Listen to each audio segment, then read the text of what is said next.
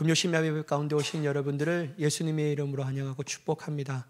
이 시간에 홀로 역사하신 하나님께서 우리의 심령에 만족함을 주실 줄 믿습니다. 하나님의 놀라운 은혜와 능력의 역사가 여러분들이 기도할 때 놀랍게 이루어지기를 간절히 축복합니다.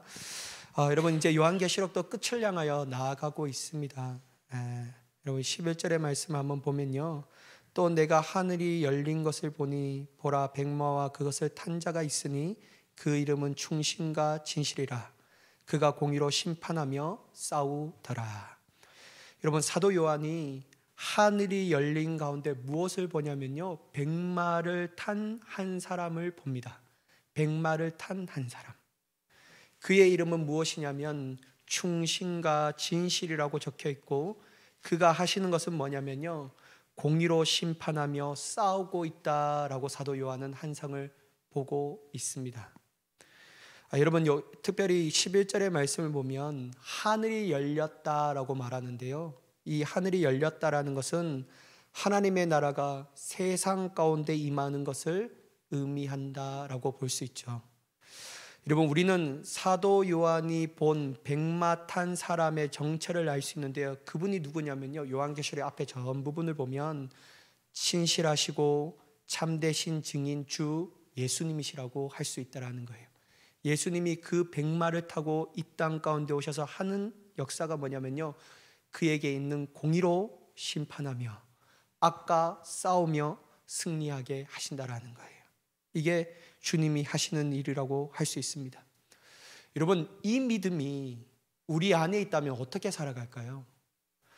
만약에 이 믿음이 우리 안에서 확신으로 다가온다면 우리는 이 세상에 일어나는 불의, 악한 자들의 번성함, 반면에 의인들의 고난과 핍박, 이런 것을 보면서요, 절대로 낙심하지 않는다라는 거예요. 왜냐면요, 우리 계속 요한계시록에 나누고 있는 핵심이 뭡니까? 마지막 주 예수 그리스도께서 승리의 주로 오시는데 예수 그리스도를 따르는 사람이 승리한다. 비록 지금의 현실은 고난과 핍박과 어려움과 문제와 환난이 우리에게 있을지라도 두려워하지 마라, 견뎌라, 인내하라. 주님이 마지막 승리의 주가 되시고 그를 따르는 모든 자들이 승리의 백성이 될 것이다. 이게 여러분 요한계시록의 핵심이라는 거예요. 여러분, 다시 한번 사도 요한은 그러한 환상이 확신으로 다가오는 것을 볼 수 있습니다. 여러분, 우리는 이것을 보면서, 이 세상에 일어나는 것들을 보면서 낙심하지 말아야 하는 것은 뭐냐면요, 분명히 예수님은 다시 오신다라는 거예요. 예수님은 반드시 오십니다. 그 예수님께서 오실 때에 심판의 주요 승리의 주로 오신다라는 거예요. 그때 예수님이 오시면요, 넘어졌고 사라져버렸던 하나님의 공의가 다시 세워지고 하나님의 정의가 다시 세워지며 그토록 번성했던 악인들은 망하게 되고 세상에 넘쳐났던 불의는 한순간에 사라지게 된다는 거예요. 여러분, 우리는 이러한 희망을 품고 소망 안에서 즐거워하는 자가 되어야 될 줄 믿습니다. 이 소망이 우리 안에서 떠나지 말아야 합니다. 삶이 힘들면 힘들수록요, 내 삶은 왜 이래? 라고 한탄하며 원망하고 불평하는 삶이 아니라, 그러면 그럴수록 우리가 봐야 할 것은 뭐냐면 주님이 곧 오신다. 어떻게 오시냐? 승리의 주로 오신다. 그러면 마지막 승리를 얻을 자가 누구냐? 바로 주 예수 그리스도를 믿는 사람들이다. 곧 그가 바로 나다 라는 마음을 갖고 있으면요, 여러분, 우린 세상 넉넉하게 이깁니다. 우리에게 이 마음이 없기 때문에 세상에 일어나는 환난과 풍파와 어려움과 폭풍우를 볼 때마다 우리의 마음이 순식간에 막 내려앉는 거예요. 우리의 가정이 풀리지 않는 그 문제를 볼 때마다 해결되지 않기 때문에 우리의 마음이 내려앉는 것이죠. 우리의 모든 문제들을 볼 때마다 왜 내 인생을 이러냐 라고 말해서 이렇게 인생이 끝나면 얼마나 우리는 불쌍한 자런가 라고 하면서 우리의 마음이 확 내려앉는 거예요. 근데 여러분, 아니에요. 결국 여러분, 누가 이 땅 가운데 승리하면요, 우리예요. 우리입니다. 저 세상에 있는 사람들이 아니라 우리라는 거예요. 비록 문제로 고민하고 씨름할지라도, 세상 사람은 지금은 잘 먹고 잘 살고 있을지라도 결국 끝이 중요한 줄 믿습니다. 끝은요 우리에게 승리밖에 없다라는 것이죠. 여러분, 예수님은요 근데 오실 때는요 갑자기 오신다라고 얘기해요. 제가 그것만 생각하면요 어떤 것이 가장 떠오르냐면요, 저희 집이요 예전에는 여러분들 좀 많이 들으셔서 아시지만 젖소를 키웠어요. 젖소를 어릴 때부터. 제가 한 5살 3살 때부터인가 아주 어렸을 때부터 젖소를 키우니까, 젖소를 키울 때는 이 마을 가운데서 키울 수가 없으니까 마을을 떠나서 산에서 이렇게 탁 털을 깎아갖고 그 젖소 농장을 만들어서 그 이제 이 젖소들이 딱 나가면 푸른 풀을 먹게끔 막 하는 거예요. 그래서 여러분, 저는 젖소를 키우는데도 우유가 그렇게 싫은 거예요. 너무 싫더라고요. 참외를 우리 집에서 키웠거든요. 참외, 수박, 메론, 이 3가지는 내 인생에 항상 없을 것인데 나 이렇게 생각하면서 막 했어요. 너무 싫은 거예요. 너무 싫어요. 왜냐하면 여러분, 참외가 진짜 징하게 싫은 이유가 뭐냐면, 참외는요 한 번 따면 끝나는 것이 아니라 4번까지 따요. 4번까지. 그래가 너무 힘들고, 수박은 그래도 좀 덜해요. 수박은 한 번 따면 끝나는 겁니다. 메론은요, 난 메론은, 여러분 메론도 여러 가지 종류가 있잖아요. 메론은 백합 메론이라고 아세요? 백합 메론, 하얀 메론, 그냥 줄이 없는 이 백합 메론은요 수박처럼 키우면 돼요. 근데 여러분, 여러분들이 정말 맛있다고 생각하는 이 머스크 메론이라는 거, 줄이 쫙쫙쫙 갈려진 거 있잖아요.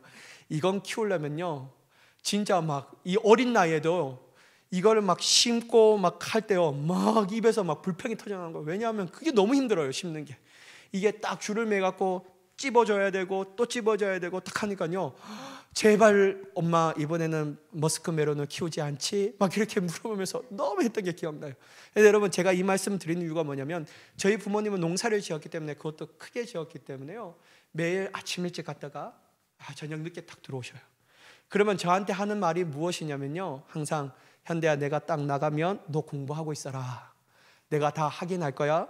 그때 여러분, 저희 어머니는 눈높이 수학, 막 그때 막 촌이었지만 정말 시골에서 눈높이 수학도 시켜주시고, 막 수학학원도 보내주시고 막 그랬어요. 그러면 이제 눈높이 수학 그게 너무 싫었는데, 이렇게 그 선생님 오실 때까지 몇 건을 이렇게 풀어놔야 되잖아요. 그러면 풀면 어린 마음에 왜 그렇게 싫은지, 더하기 이거 도대체 몇 번을 해야 되나 끝나는가 막 해요.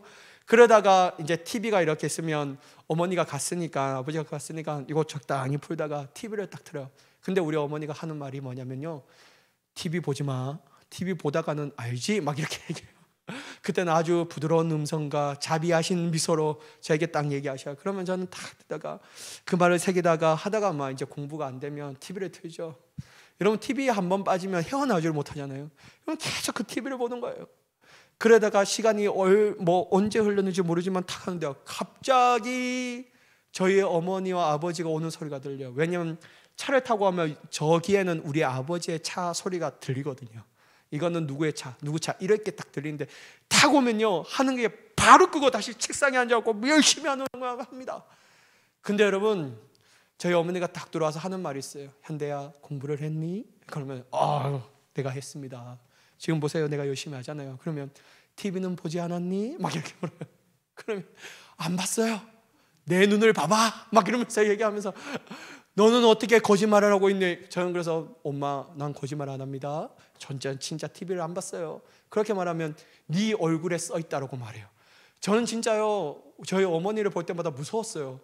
내가 거짓말하면 얼굴에 써 있다고 얘기하니까, 나는 얼굴에 쓴 적이 없는데 자꾸 써 있다고 하니까. 근데 제가 그 비밀을 알았습니다. 뭐냐면요, 저희 어머니가 딱 오면요, TV를 봤나 안 봤나 어떻게 알 수 있을까요? 뒤에 맞죠? 옛날에 TV는 이렇게 해서 이렇게 됐잖아요. 뒤에, 요즘에는 뭐 평면의 TV고 막 좋은 TV지만, 옛날에는 이렇게 뒤에 이렇게 볼록 나오니까요, 저희 어머니가 그것을 먼저 제 방에 막 이렇게 있으면 먼저 들어가는 것이 안방에 갔다가 TV를 딱 만져보시다가, 자 와요. 그러면서 인애하고 자비하신 얼굴로 딱 묻다가 한두 번 내가 이렇게 해서 안 봤습니다, 안 봤어 하면 그때부터 그냥 아주 빡빡 마시면서. 제가 느꼈던 게 뭐냐면요, 예수님도 이처럼 오실 수 있구나. 내가 생각하고 예상하지 못한 시간이 올 때 내가 잘 준비해서 주님이 올 때 우리가 찬양의 가사처럼 깨어 기도하고 있으면, 주님 착하고 충성된 종아, 네가 내 일에 정말 충실하게 행하였도다 라고 말하는 칭찬의 소리가 듣고 있지만, 주님이 오시든지 말든지 뭐 오시겠지 뭐. 아이고 그때는 우리가 알 수 없으니까 뭐 아주 멀리 오시겠지. 2000년 전에도 오신다고 말했는데 주님은 언제 오시겠지 뭐 라고 하다가 여러분 갑작스럽게 오시면요, 우리가 주님 앞에 무엇을 내밀 수가 있냐라는 거예요. 사랑하는 여러분, 우리 안에서는요 늘 이러한 소망을 품고 있는 자가 되어야 합니다. 주님이 오신다면 우리의 고통과 우리의 아픔이 끝나고 참된 기쁨과 행복이 시작된다. 그래서 여러분, 우리는 주님을 기다리는 신부의 마음으로, 정말 신랑을 온전히 기다리는 마음으로 깨어 기도하며 준비하며 소망 가운데 즐거워하며 나아가는 자가 되어야 될 줄 믿습니다. 주님이 이걸 원하신다라는 거죠. 이러한 한번 보세요. 사도 요한이 또 뭐라고 했냐면 12절에 보면요, 그분의 눈은 불꽃과 같고 머리에는 많은 간을 썼다라고 얘기해요. 그분의 눈은 뭐 같다고요? 불꽃 같다라는 거예요. 머리에는 많은 간을 썼다라는 거예요. 그리고 오직 그분만이 알 수 있는 이름이 그분의 몸에 적혀 있다라고 말씀하십니다. 사랑하는 여러분, 왜 사도 요한에게 하나님께서는 한 상을 보여주시는데 주님의 눈이 불꽃 같다라고 표현하고 계실까요? 여러분, 우리가 이 말씀에 주목해야 합니다. 왜 주님이 불꽃 같은 눈으로 계신다라고 말씀하실까? 그건 뭐냐면요, 주님은 불꽃 같은 눈으로 온 세상을 감찰하신다라는 거예요. 온 세상을 바라보고 계신다라는 거예요. 온 세상의 건세를 지니고 계시고 주님은 그 건세로 말미암아 오늘도 이 세상을 불꽃 같은 눈으로 쉬지 않고 바라보시며 감찰하신다라는 것입니다. 사랑하는 여러분, 우리가 주님이 우리를 바라보신다라는 것이 느껴진다면 우리의 인생은 아무렇게 살아갈 수 없습니다. 내 멋대로 살아갈 수 없는 거예요. 내 주관대로 살아갈 수 없는 거예요. 사람의 눈은 피해서 죄를 짓고 사람의 눈은 피해서 나쁜 짓도 하고 사람을 속일 수 있다면 속여서 내 이익을 취할 수 있지만, 만약에 여러분 사람의 눈을 속일 수 있다라고 믿지만 하나님의 불꽃 같은, 그리스도의 불꽃 같은 눈으로 우리를 감찰하고 계시고 우리를 바라보고 계신다면 어찌 여러분 우리가 우리 마음대로, 우리의 뜻대로, 우리의 욕심대로 살아갈 수 있냐라는 거예요. 여러분, 우리의 신앙이 주님 앞에 올바르게 서기를 원하신다면 늘 우리가 인지하며 나아가야 할 것은 무엇이냐면요, 주님의 불꽃 같은 눈이 우리를 바라보고 계신다. 이 믿음이 회복되어야 될 줄 믿습니다. 주님이 우리의 불꽃 같은 눈으로 바라보고 계시는데 여러분, 어떻게 진실하게 신실하게 거룩하게 살아가지 않을 수가 있냐라는 거예요. 늘 우리는 사람 앞에도 진실하고 늘 하나님 앞에도 진실하고 늘 하나님의 말씀을 따라 신실하게 살며 늘 주님의 거룩하심을 닮아가는 거룩한 자로서 살아가게 되는 줄 믿습니다. 여러분, 그래서 여러분, 하나님의 임재하심과 하나님의 감찰하시는 눈을 깨닫는다면요, 삶은 놀랍게 변화될 수밖에 없는 줄 믿습니다. 우리의 삶이 왜 이렇게 안 바뀌냐? 하나님이 우리를 불꽃 같은 눈으로 바라보고 계신다라는 그 생각이 우리 가운데 희미해져 버린 거예요. 예수 그리스도를 믿는 사람의 삶이 세상 사람들과 왜 이렇게 똑같을까? 그 이유가 뭐냐면요, 주님을 의식하는 삶이 없다라는 거예요. 여러분, 한번 질문하겠습니다. 여러분, 죄 지을 때요, 예수님 의식하시면서 죄 짓습니까? 여러분, 하나님 앞에 정말 죄 지을 때 정말 여러분 하나님을 의식하면서 죄 짓습니까? 저는 안 그렇더라고요. 제가 죄 지을 때는 하나님도 예수님도 온데간데 없습니다. 누가 내 인생에 남냐면요, 내 자신만 남아요. 예전에는 죄를 이길 때는 하나님이 나를 바라보고 계신다라는 생각이 너무나도 강렬했는데, 죄 지을 때는 어쩜 그렇게 강렬했다는 생각이 하나도 나지 않는지, 하나도 안 나요. 하나도 안 나요. 분명히 아까 1시간 전만큼은 하나님의 임재하심이 강력하게 내 마음가운데 느껴졌는데 어쩜 이렇듯이 1시간 뒤에는 그러한 하나님의 강렬한 임재가 한 번도 느껴본 적 없는 양 살아간다라는 거예요. 사랑하는 여러분, 저는 우리의 삶이요, 변화된 삶으로 살아가기를 간절히 소망합니다. 변질된 삶이 아니라 변화되는 삶. 여러분, 변질과 변화의 딱 핵심이 뭐냐면요, 하나님의 불꽃 같은 눈을 의식하고 있는 건가. 그게 너무 중요하다라는 거예요. 여러분, 저는요 참 그게 하나님이 다 할 때마다 저를 깨닫게 해주시는데요, 특별히 여러분, 제 자신이 정말 부끄럽다고 생각할 때, 어떨 때 부끄럽다고 생각하냐면요, 금방까지 내 마음가운데 막 불평하고 있다가 하나님께서 하나님의 막 그 감동을 주셔요. 제가 예전에 한번 말씀드렸잖아요. 여러분, 고신대학교 가면요, 고신대학교 병원 가면요, 그거 절렬하게 느낄 수 있습니다.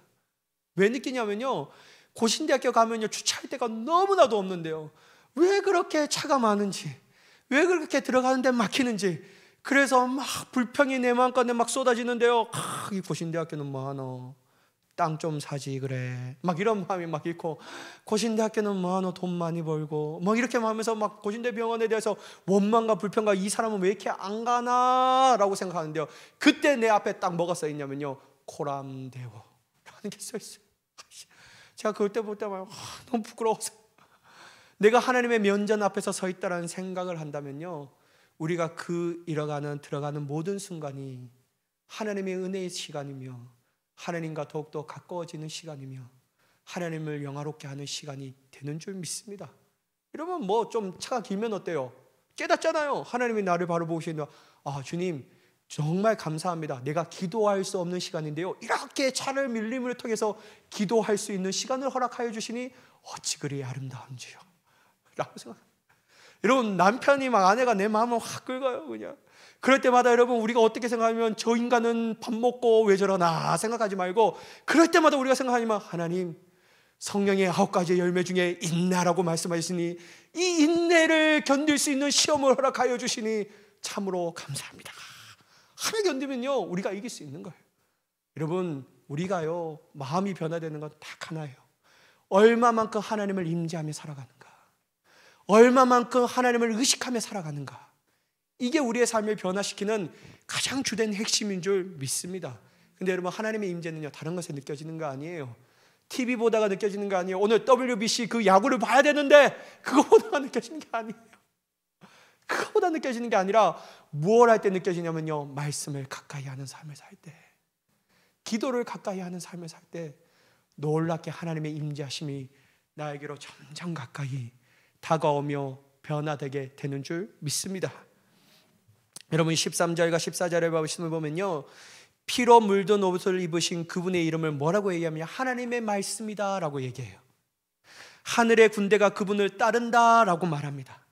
그리고 여러분, 사도 요한이 하늘을 열리고 백마탄 주님을 보았던 것 같이 하나님의 나라가 믿어지면 어떤 것이 뭐냐면요, 태초부터 계신 생명의 말씀이신 주님께서 싸우고 계신 것이 보인다라는 거예요. 누구와 싸우냐면 악한 대적과 막 싸우는 것이 보여요.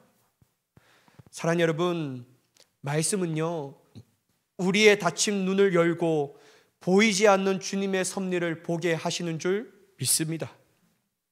하늘의 군대가 주님의 말씀을 따라 지금도 그날에도 우리의 삶 영원토록 함께 하는 줄 믿습니다.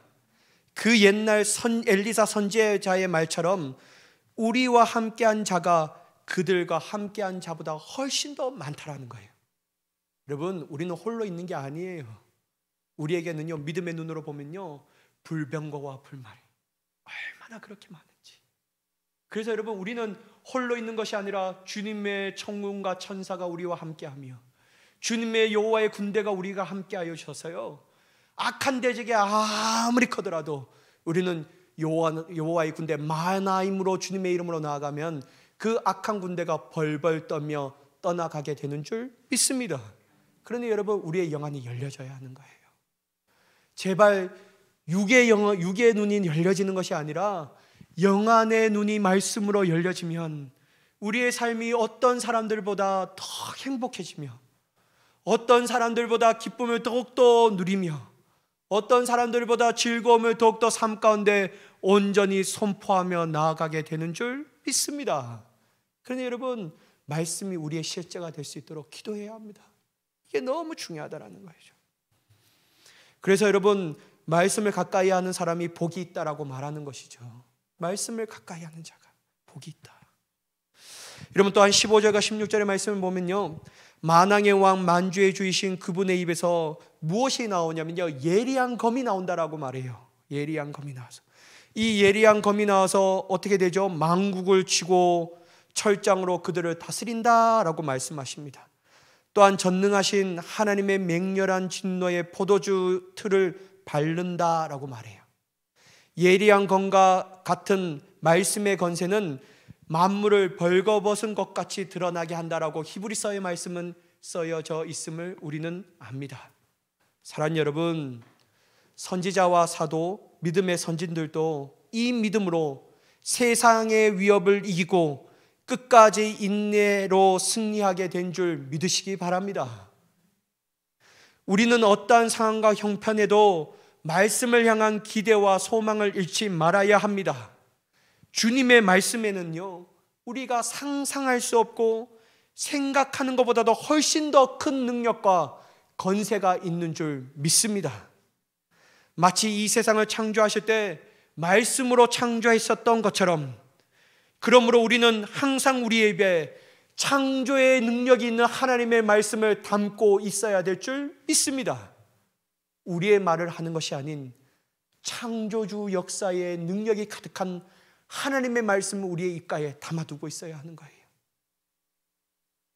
그래서 여러분, 자기 자신의 말을 하는 것이 아닌 하나님의 말씀을 전하며 나아갈 수 있는 자가 되기를 간절히 축복합니다. 여러분, 이게 그리스도인이라는 거예요. 내 말 하는 게 아니에요. 내 뜻을 전파하는 게 아니에요. 내 생각을 관찰시키는 것이 아니에요. 그리스도인은요, 하나님의 뜻을 이루는 거예요. 하나님의 뜻을 이루는 거예요. 여러분, 하나님의 말씀이 우리의 입속에 담겨 있으면요, 불평불만 안 하게 되겠죠. 그죠? 하나님의 말씀은 불평불만하는 게 아니잖아요. 하나님의 말씀은요, 부정적인 말을 하는 것이 아니잖아요.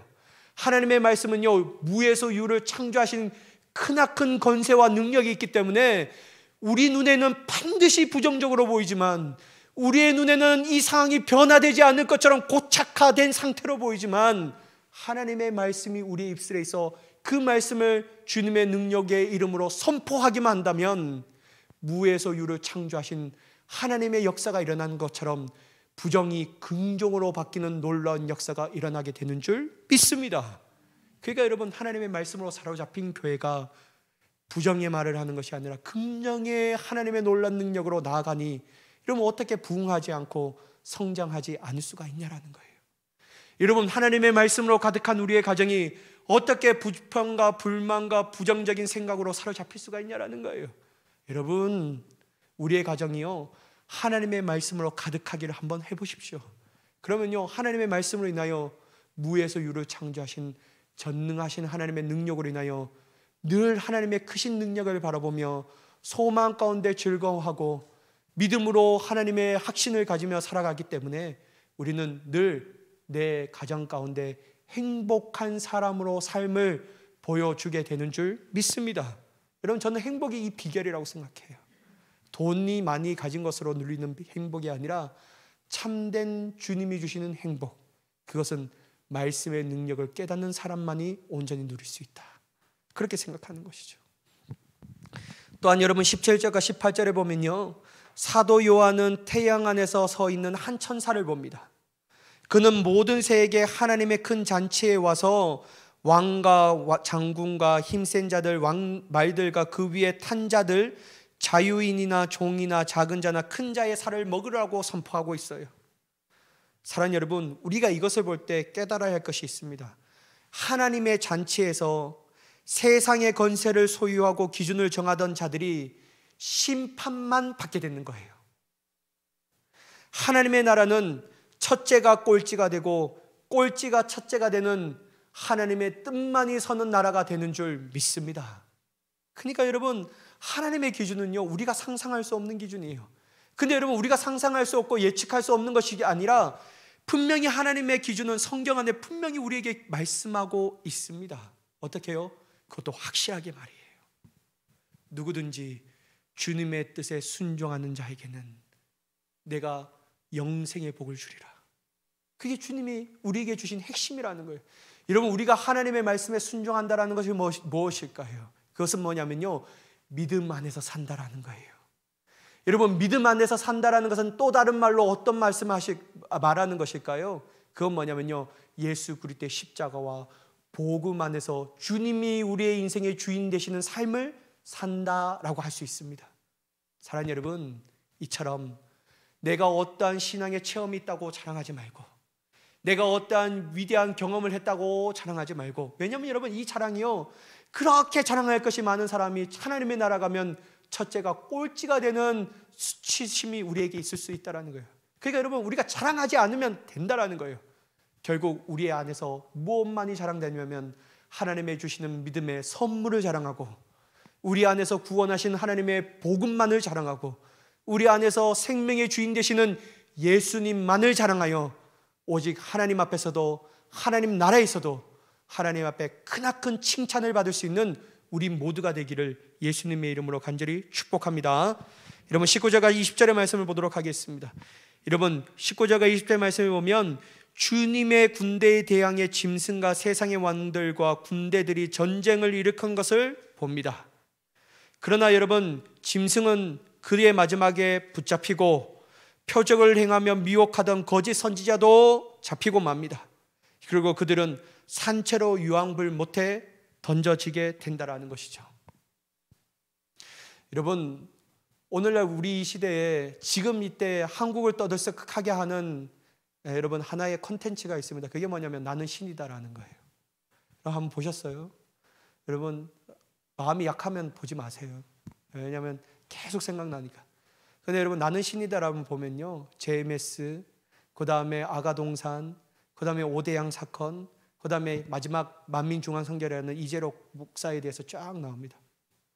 여러분, 그들을 보면요, 부흥하고 그들의 자금력이 대단하고 그들의 모이는 성도가 기존교인보다 열심을 가지고 정말 많이 하더라도요, 결국 그들의 마지막 최후, 교주의 인생의 최후는 어떻게 되냐면요, 불못에 던져지는 인생의 결론으로 삼게 되는 줄 믿습니다. 그래서 여러분, 지금이 성황하다고 해서 결코 그들이 승리하는 게 아니에요. 여러분, 세상에 어떤 하나님을 대적하는 이론과 하나님을 대적하는 지식이 높다고 해도 그들이 끝내 우리를 이길 수가 없다라는 겁니다. 왜냐하면요, 주님이 우리 대신 그들과 싸워 친히 마지막에 그들을 던지시는데 어디로 던지시냐면요, 유황불못에 던진다라고 말해요. 이것이 뭐냐면 하나님의 완전한 심판 아래에 놓이게 된다라고 말하는 것입니다. 사랑하는 여러분, 결국 승리하는 자는 여호와의 군대, 주님을 따르는 사람들밖에 없는 줄 믿습니다. 여러분, 우리는 승리를 이미 담보받아둔 사람으로서 싸우는 거예요. 승리할까 말까? 나는 이렇게 되는데 승리할 수 있을까 말까? 이렇게 싸우는 삶을 사는 게 아니에요. 여러분, 우리에게는 승리가 이미 우리 안에 담겨져 있습니다. 믿음이 적은 사람은 적은 승리가 있고 믿음이 큰 사람은 큰 승리가 있고 이런 것이 아니에요. 믿음이 약한 사람인지 믿음이 강한 사람인지 동일한 승리가 있는데 그 승리는 항상 동일한데 왜 동일하냐면요, 그 승리를 주시는 주체가 바로 예수 그리스도이기 때문이에요. 그래서 여러분, 믿음이 강한 사람도 끝내 하나님의 주시는 위대한 승리, 예수 그리스도께서 우리를 위대한 승리의 기쁨으로 초대하시는 그 위대한 길을 걷게 되는 자가 되는 줄 믿습니다. 근데 여러분, 우리가 날마다 이 승리를 소모하며 소유하며 나아가는, 아니 이미 확신으로 마음 가운데 담고 나아갈 수 있는 믿음의 사람이 되기를 간절히 축복합니다. 여러분, 마지막 말씀인데 21절의 말씀입니다. 그 나머지는 말탄 자의 입으로부터 나오는 검의 죽음에 모든 새가 그들의 살로 배불리더라. 여러분, 남은 자들이 그 검에 맞아 죽고 모든 새가 그들의 살점을 배불리 먹는다라고 말해요. 여러분, 사탄은 지금도 거짓과 미혹으로 무기를 삼습니다. 그러나 여러분, 우리는 절대로 두려워하지 말아야 합니다. 두려워할 필요가 없어요. 여러분, 이렇게 JMS에 나왔던 김도영 사람이 요즘에 계속 나와서 인터뷰하거든요. 그러면 여러분, 그 뉴스에 나오고 어디에 초청받아서 나오는데요, 늘 그 진행자들이 묻는 것이 있어요. 아니, 어떻게 이것을 믿고 그렇게 따릅니까? 자기는 이 세상 사람들 그 이해를 못하는 거야. 딱 봐도 거짓말인데 어떻게 따르냐는. 그리고 자신이 성폭행을 당했는데 어떻게 그것을 잘못되지 않았다라고 생각하냐라고 그렇게 이해되지 않는 질문을 해요. 그때 여러분 김도영 씨가 얘기한 게 뭐냐면요, 여러분 JMS도 처음부터 정명석을 자신이 재림주라고 얘기하지 않아요. 그들이 교리 교육을 하는데 30개론을 막 얘기합니다. 그러면서 그 개론을 딱 끝나고 나면 그때 여러분 누구의 설교를 듣냐면요, 정명석 설교를 듣게 되는 거예요. 그 전까지는요 아주 교회와 비슷한 얘기를 합니다. 아주 성경에서 기존교회에서 가르쳐주지 않는 얘기를 해요. 그러니까 신선하고 정말 흥미롭고, 야, 이 목사들이 얘기해주지 않았던 이것이 바로 진리가 아닐까, 막 그들의 삶이 막 쫓아가요. 근데 여러분 결국 그 교리의 초점의 마지막 결론이 뭐냐면 정명석은 메시아라는 거예요. 여러분 JMS 뜻이 뭔지 아세요? 지저스 모닝스타예요. 새벽에 뜨는 예수의 별이 바로 정명석이라고 얘기하는 거예요. 그러니까 여러분 정명석에게 성폭행을 당할 때 처음에는 막 하죠. 근데 여러분 그 안에서 관리하는 사람들이 그 사람을 막 해서 막 다독여야 돼. 아니야, 너는 특별한 하나님의 은혜를 받고 있는 거야. 얼마나 주님이 너를 사랑하냐. 사람의 눈으로 보면 이해되지 않아. 믿음의 눈으로 바라봐야 다 이해가 돼. 너는 특별한 은혜를 입은 자야. 참. 그러니까 여러분 사람들이 자꾸만 그것 가운데 마음을 빼앗겨 버리는 거예요. 사랑하는 여러분, 사단은요 지금도 우리에게 거짓과 미혹으로 무기로 삼아 우리를 유혹하고 있는 줄 믿습니다. 그러니까 여러분 우리가 깨어 있어야 돼요. 정말 마지막 때는 더 깨어 있어야 돼요. 저기에 그리스도가 났다, 저기에 메시아가 있다라고 해서 따라가도 안 되고, 저기에 기적과 이적의 역사가 있다고 해서 따라갈 필요가 없어요. 우리는요 오로지 무엇만을 따라가냐면요, 진리이신 예수 그리스도만을 따라가는 자가 되어야 될 줄 믿습니다. 말씀의 생명이 여기 있사오니 우리가 어디로 가나이까? 여러분 우리가 진리이신 예수님, 생명이신 하나님, 영원한 구원 되시는 우리의 하나님을 온전히 따라가며 마지막에 세상과 모든 것들을 말씀으로 분별하며 기도로서 영적인 유혹을 물리치며 기도로 말미암아 사단의 계략을 꺾고 하나님이 주시는 놀라운 기쁨을 맛보며 승리의 나팔을 불려드리며 주님 앞에 기쁨으로 나아갈 수 있는 우리 모두가 되시기를 예수님의 이름으로 간절히 축원합니다. 기도하겠습니다. 사랑의 하나님,